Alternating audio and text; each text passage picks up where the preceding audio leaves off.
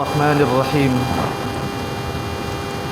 الحمد لله رب العالمين والصلاة والسلام على سيد الأنبياء والمرسلين محمد وعلى آله وأصحابه أجمعين ومن تبعهم بإحسان إلى يوم الدين أما بعد أولا أوجه إليكم تحية عطرة منبثقة من أعماق النفس تحية أهل الجنة في الجنة وتحيتهم فيها سلام فالسلام عليكم ورحمة الله وبركاته أيها السادة الحضور والإخوة الأحبة ورئيس الحفل المبجل إنها لسعادة لا تعادلها سعادة ونعمة إلهية لا تساويها نعمة أننا نرحب في هذا اليوم سعادة الرئيس لهذه الحفلة الافتتاحية عميد كلية اللغة العربية وآدابها الشيخ محمد علاء الدين الندوي حفظه الله ورعاه وسعادة الدكتور أبا سحبان روح القدس الندوي وجميع الأساتذة والطلبة ترحيبا حارا نابعا من سويداء القلوب وندعو الله تعالى لهم بالصحة والعافية. أيها الإخوة، بعدما شرفتنا هؤلاء النجوم النيرة أرى من المناسب أن أبدأ الحفلة بتلاوة آي من الذكر الحكيم، لذلك أدعو الأخ سعيد الرحمن أن يأتي ويتلو ما تيسر له من القرآن الكريم فليتفضل مشكورا. أعوذ بالله من الشيطان الرجيم. بسم الله الرحمن الرحيم. ألم تر كيف ضرب الله مثلا كلمة طيبة كشجرة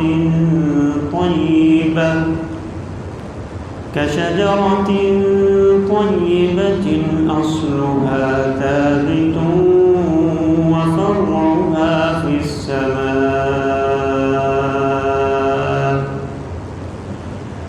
تؤتي أكلها كل حين بإذن ربها ويضرب الله الأمثال للناس لعلهم يتذكرون. ومثل كلمة خبيثة كشجرة خبيثة اجتثت من فوق الأرض ما لها من قرار. يثبت الله الذين آمنوا بالقول الثابت في الحياة الدنيا وفي الآخرة ويضل الله الظالمين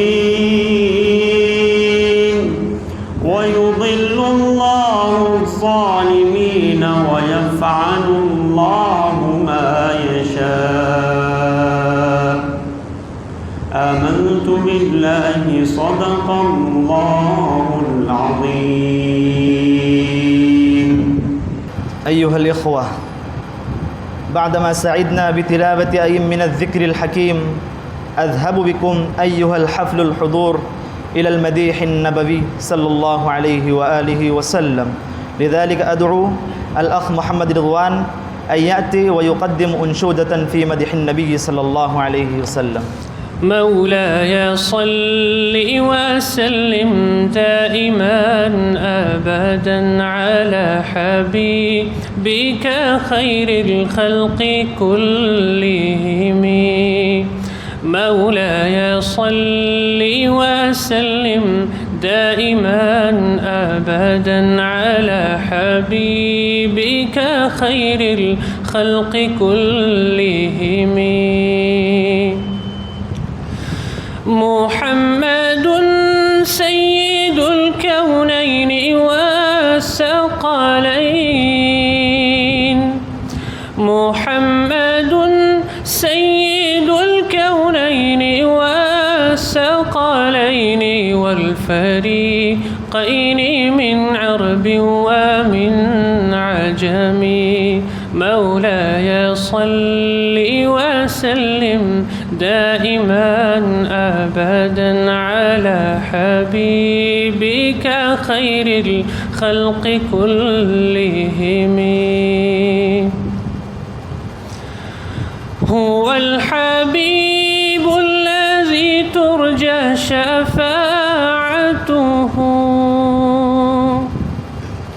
هو الحبيب الذي ترجى شفاعته لكل هول من الأهوال مقتحم مولاي صل وسلم دائما أبدا على حبيبك خير الخلق كلهم يا ربي بالمصطفى بلغ مقاصدنا يا ربي بالمصطفى بلغ مقاصدنا واغفر لنا ما مضى يا واسع الكرم مولاي صل وسلم دائما أبدا على حبيبك خير الخلق كلهم. أكتفي بهذا القدر. بسم الله الرحمن الرحيم. الحمد لله نحمده حمدا حمدا ونشكره شكرا شكرا وصلى الله على نبيه المصطفى. أما بعد، فقد قال الله تبارك وتعالى في كلامه المجيد: وإنه لتنزيل رب العالمين نزل به الروح الأمين على قلبك لتكون من المنذرين بلسان عربي مبين. رئيس هذه الحفلة الافتتاحية للنادي العربي حفظه الله ورعاه، والأساتذة الفضلاء، والإخوة الكرماء، والحفل الحضور، إن ندوة العلماء حركة فكرية تربوية ودعوة إسلامية توجيهية أسسها نخبة من العلماء، وعلى رأسهم الداعية الإسلامي والمربي الكبير الشيخ محمد علي المنكيري، وقادها العالم الكبير الأستاذ الشيخ شبلي النعماني رحمه الله، وعدد من خيرة العلماء وعظماء الإسلام رحمهم الله في شبه القارة الهندية في ذلك العهد الذي كان عهد محنة شديدة للإسلام. فقامت ندوة العلماء على أهداف قويمة وأسس متينة، وهي على ما يأتي: أولاً، إعداد العلماء والدعاة على أساس الكتاب والسنة متحلين بالثقافة العصرية. ثانياً، إصلاح المقررات الدراسية الشائعة في المدارس الإسلامية. ثالثاً، إزالة الخلافات الداخلية بين المذاهب الفقهية. رابعاً، نشر الإسلام في أرجاء المعمورة. أيها الإخوة، تنفيذاً لهذه الغايات تأسست دار العلوم لندوة العلماء، وتخرج فيها علماء وفضلاء ودعاة مخلصون في كل زمان ومكان، ولا تزال تستمر هذه السلسلة بدون انقطاع. وإن لهذه الدار ميزة خاصة ودورا نموذجية في الاعتناء باللغة العربية منذ أول يومها، لأن اللغة العربية تحمل أهمية بالغة ومسؤولية عظيمة، إذ أنها لغة حية نامية ومفتاح كنوز الكتاب والسنة، ولغة الإسلام العلمية والعقلية والثقافية. وإن مصادر ومراجع سائر العلوم الإسلامية المعول عليها كلها في العربية، ولا يمكن فهم الكتاب والسنة بدون معرفة هذه اللغة والتمهل فيها بمعنى الكلمة. وكانت عناية ندوة العلماء باللغة العربية بالغة إلى آخر المدى، وقد اتخذت هذه الجامعة العريقة اللغة العربية شعارا لها من أول يومها، فنالت قصب السبق في هذا المجال، وكفاها فخرا أو شرفا أن أحد العدباء قال عن ندوة العلماء: واحة خضراء في صحراء قاحلة جرداء. أيها الإخوة الكرماء، تمتاز اللغة العربية بسمات وخصائص: أولا قدم اللغة العربية، ثانيا سعة اللغة العربية، ثالثا الاشتقاق، رابعا الجمع بين الضدين. والأولى والأهم من كل شيء أنها لغة القرآن الكريم. ومعلوم أن الله سبحانه وتعالى وعد بحفظ القرآن الكريم، فإذا كان القرآن باقيا على أصالته ونصاعته كانت اللغة العربية أيضا باقية. قال الله تعالى: إنا نحن نزلنا الذكر وإنا له لحافظون.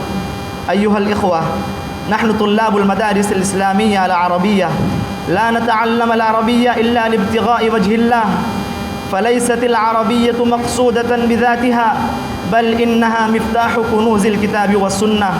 فلا نستطيع أن نحصل على اللغة العربية إلا بأربع طرق: أولا أن نتحدث بهذه اللغة صباح مساء ليل نهار، ثانيا أن نستمع إلى كلمات الكبار من الأدباء والفصحاء، ثالثا أن ندرس من كتب اللغة والأدب في إشراف أساتذتنا، رابعا أن نتمرن ونتدرب على الكتابة والتعبير. أيها الإخوة، كان العلامة شيخ الإسلام ابن تيمية رحمه الله قد ألزم على المسلم تعلم اللغة العربية، حيث يقول: إن نفس اللغة العربية من الدين، ومعرفتها فرض واجب، وإن فهم الكتاب والسنة فرض، ولا يفهم الكتاب والسنة إلا بفهم اللغة العربية، وما لا يتم الواجب إلا به فهو واجب.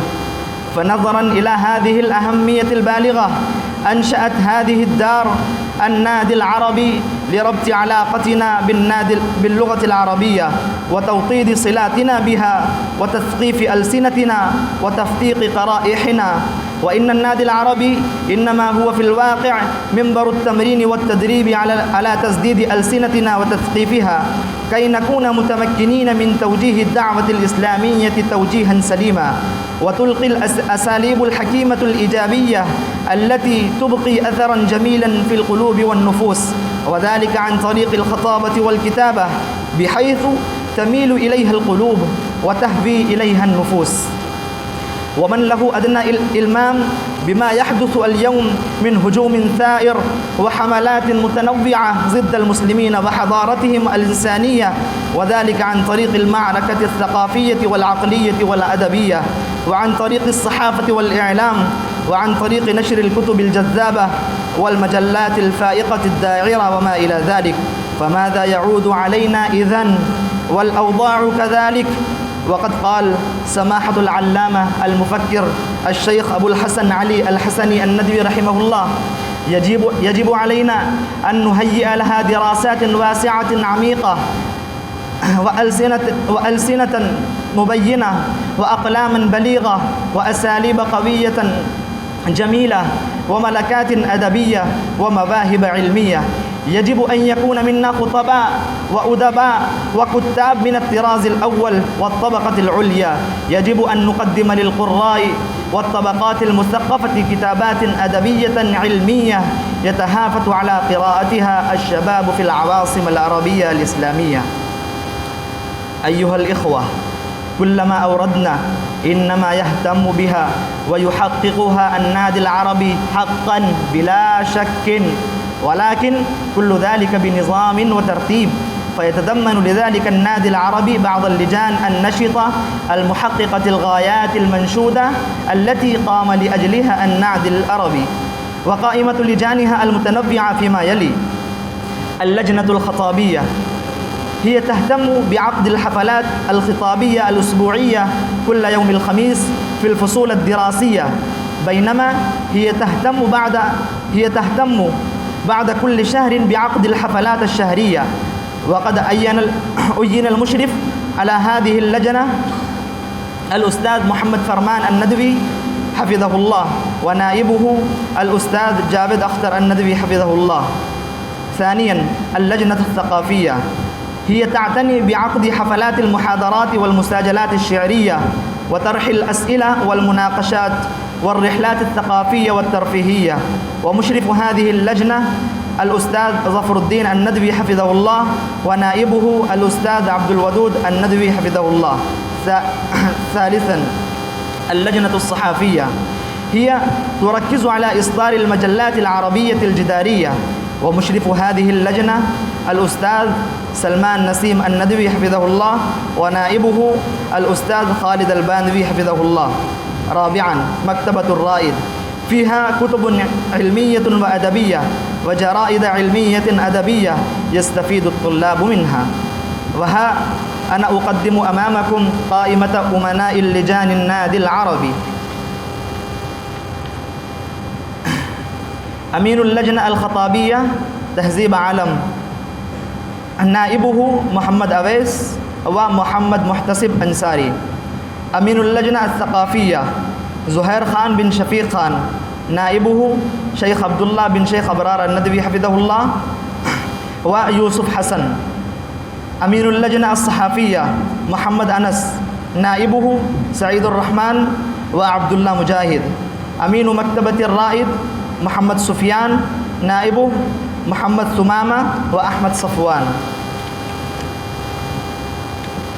أيها الإخوة الأحبة والأساتذة الأماثل، إنه لتغمرنا البهجة والسرور والغبطة والحبور أننا نجد بين أظهرنا فضيلة الأستاذ أبا سحبان روح القدس الندوي حفظه الله، أستاذ الحديث بجامعة ندوة العلماء، وهو من فوارس هذا الميدان، ميدان الكتابة والخطابة. فألتمس بغاية من الإجلال والتقدير من سعادة الأستاذ أن يمتعنا بكلماته التوجيهية والاقتراحية، وهي التي تكون لنا بمثابة النور في مراحلنا الدراسية والتربوية إن شاء الله. فليتفضل مشكورا.